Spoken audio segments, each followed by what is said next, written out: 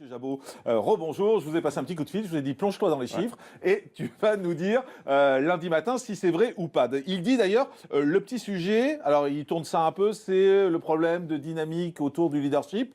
Qu'est-ce qu'il faut comprendre quand il dit ça? Alors ça c'est intéressant parce qu'en fait là c'est gratuit, ça passe tout seul. Il parle de la question du leadership, on lui pose même pas la question en fait, parce qu'il fait passer deux messages à travers ça.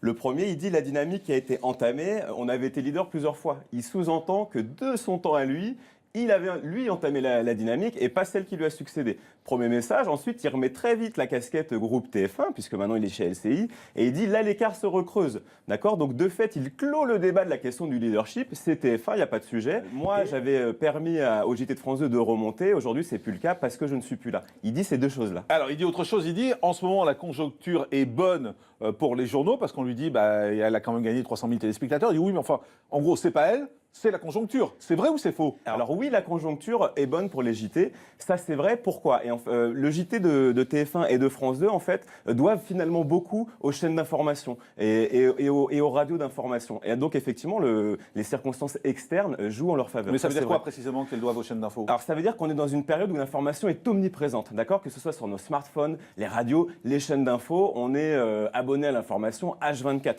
Et donc, on a créé chez la population une habitude, une envie pour l'information. Donc ça, c'est vrai. Et c'est vrai qu'une fois qu'on a eu surabondance d'informations toute la journée, qu'est-ce qu'on a envie? On a envie de vérifier d'une information qui va être résumée ou recoupée lors des JT du soir. Donc on va voir le 20h en fait, parce que c'est en fait la confirmation de toutes les infos et de la masse d'infos qu'on a eues, c'est ça? C'est exactement ça. C'est en ces termes en fait qui dit que la conjoncture est bonne, c'est qu'on a tous envie d'information, on veut la recouper le soir en fait. Mais David Pujadas dit quelque chose de presque plus précis, j'ai envie de dire. Il dit on a été leader plusieurs fois quand je présentais le 20h. Vrai ou faux?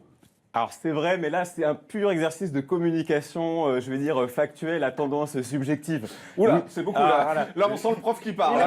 Refaites-moi la phrase. Un pur exercice de communication factuelle à tendance subjective. D'accord. Il fait l'équilibriste. C'est ça. Mais je vous explique pourquoi. Dans les faits, c'est vrai. Maintenant, si de moi je suis chef d'entreprise et je vais voir mon banquier demain, je vais lui dire j'ai doublé mon bénéfice.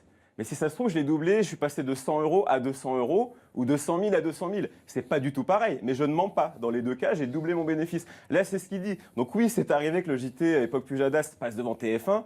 Peut-être une fois ou deux, donc c'est tellement marginal qu'il faut rester calme là-dessus. Mais dans les faits, c'est vrai, il ment pas. L'écart se recreuse, dit-il, également entre le journal de 20h de TF1 et celui de France 2. Vrai ou faux? Vrai, mais toujours avec la même logique. L'écart se recreuse, mais ça dépend des jours, ça dépend des sujets. En fait, il y a un écart souvent entre 400 000 et 900 000 téléspectateurs entre les deux JT. Mais c'est beaucoup trop tôt. On l'avait dit, Anne-Sophie Lapix, c'est arrivé il y a 4 mois. Elle est en face quand même du JT le plus puissant d'Europe. Et c'est vrai que Gilles Boulot fait un travail formidable, il est très juste, il est très bon, il bosse.